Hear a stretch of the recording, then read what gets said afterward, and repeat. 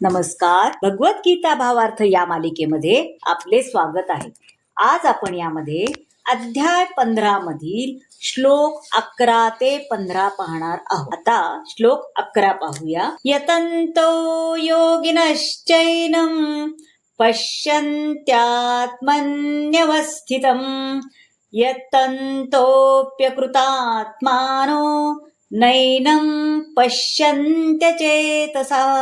आता यतन्ता म्हणजे प्रयत्न करताना, पश्यन्ती म्हणजे पाहू शकतात, आत्मनी म्हणजे स्वतःमध्ये, अचेतसहा म्हणजे अविकसित मन असल्यामुळे, अचेतसहा म्हणजे अविकसित मन असल्यामुळे. आता प्रयत्न करणारे आत्मसाक्षात्कारी योगीजन हे सर्व स्पष्टपणे पाहू शकतात.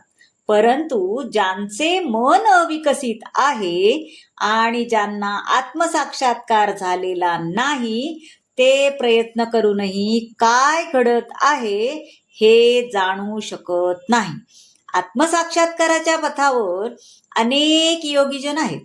या संदर्भात योगिनः हा शब्द अत्यंत महत्वपूर्ण आहे. सद्यस्थितीत अनेक जण आत्मसाक्षात्काराच्या बाबतीत वस्तुतः अंधच आहेत. ते जरी तथाकथित योग पद्धतीचा अभ्यास करत असले तरी ते काही आत्मसाक्षात्कारी नाहीत. जे विशुद्ध कृष्ण भावना भावित भक्तीमध्ये संलग्न झालेले भक्तियोगी आहेत त्यांनाच केवळ हे सर्व कशा प्रकारे घडत आहे याचे आकलन होते.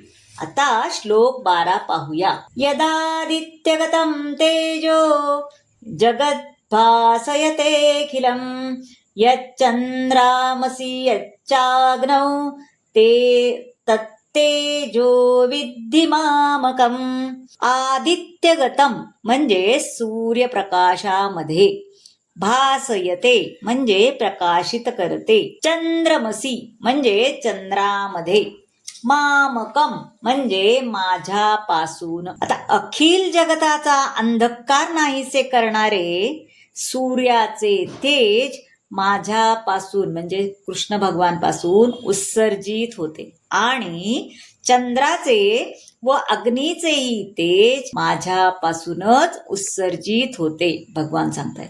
भगवंत या ठिकाणी जे वर्णन करीत आहेत ते जाणून मनुष्य ज्ञान प्राप्ती करण्यास प्रारंभ करू शकतो. प्रत्येक जण सूर्य, चंद्र आणि विद्युत शक्ती पाहतो. विद्युत शक्तीचे तेज हे भगवंतापासूनच येत आहे. या ठिकाणी भगवंत जीव स्वग्रही भगवत धामात परत कसे घेऊ शकतात याची सूचना देत आहेत. भगवंत श्रीकृष्णाच्या कृपेमुळेच केवळ आपण जिवंत आहोत.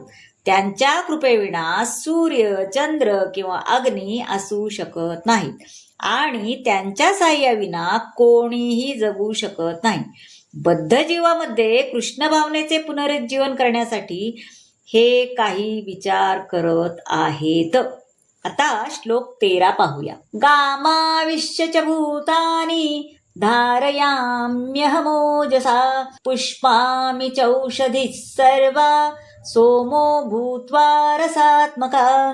गाम म्हणजे ग्रहलोक, अविश्य म्हणजे प्रवेश करता, धारयामी म्हणजे धारण करतो, ओजसा म्हणजे माझ्या शक्तीद्वारे, पुष्णामी म्हणजे पोषण करतो. भगवान म्हणतात मी प्रत्येक ग्रहलोकात प्रवेश करतो आणि माझ्या शक्तीद्वारे ते आपल्या कक्षेत स्थित राहतात.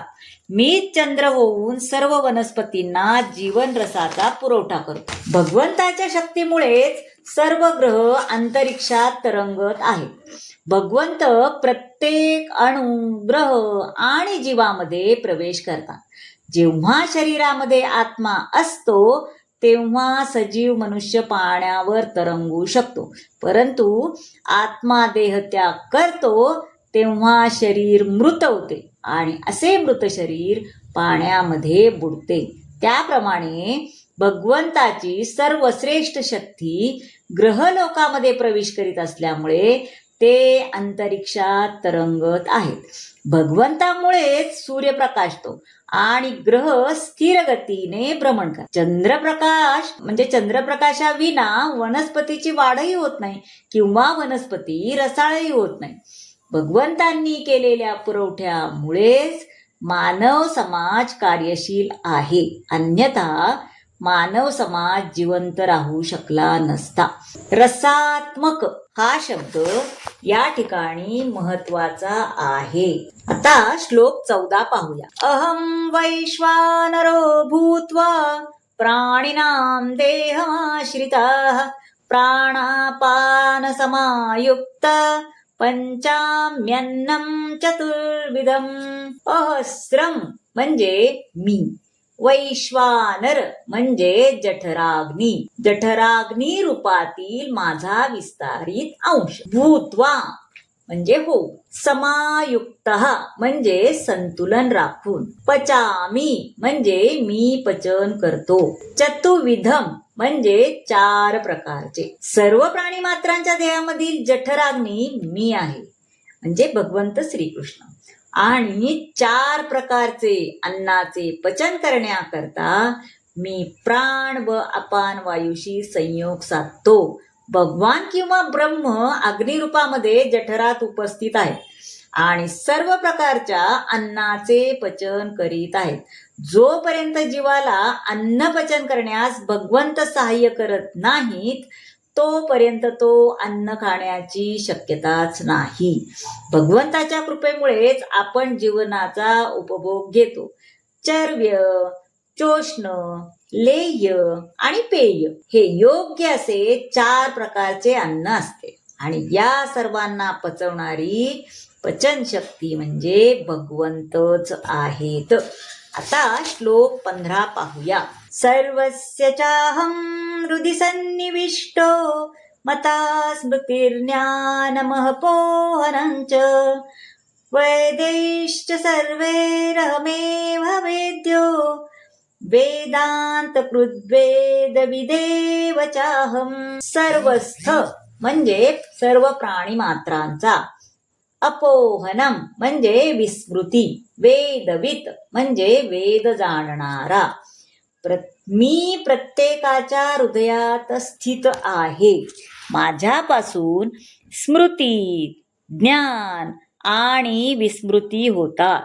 सर्व वेदांमध्ये जाणण्यायोग्य मीच आहे. निस्संदेह मी वेदांताचा संकलक आहे आणि वेदांचा ज्ञाताही मीच आहे. भगवंत प्रत्येकाच्या हृदयात परमात्मा रूपाने स्थित आहे आणि सर्व क्रियांचे प्रेरक पण तेच आहेत. सर्व कर्माचे साक्षी असणाऱ्या भगवंताच्या आदेशानुसारच त्याला कर्म करावे लागते.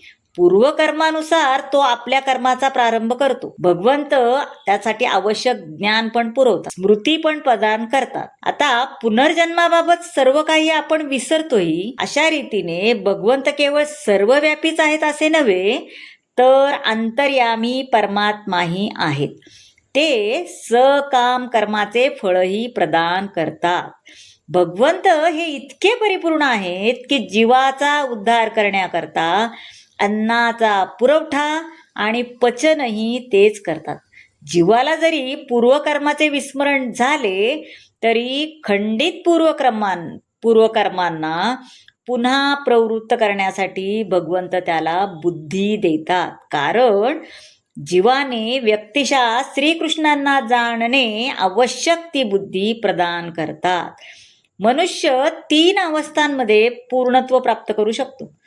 वेदांना जाणल्याने त्याला भगवंताशी असणाऱ्या आपल्या संबंधाचे ज्ञान होऊ शकते. विविध कर्मांनी तो भगवंताला शरण जाऊ शकतो आणि अखेरीस परमलक्षाची भगवंताची प्राप्ती करू शकतो. या श्लोकामध्ये वेदांचे प्रयोजन, वेदांचे ज्ञान आणि वेदांचे लक्ष याचे स्पष्ट निरूपण करण्यात आले आहे. तर मंडळी, हा भाग तुम्हाला सगळा कसा वाटला? की सगळ्या याच्यात आपण खाल्लेलं अन्न सुद्धा पचन आणि हे सगळं भगवंतामुळेच होतं. हे सगळं सांगणारा भाग तुम्हाला कसा वाटला नक्की सांगा. आवडला असेल तर लाईक करा, शेअर करा, सबस्क्राईब करा आणि कमेंट जरूर करा. मंडळी सबस्क्राईब नक्की करा. धन्यवाद.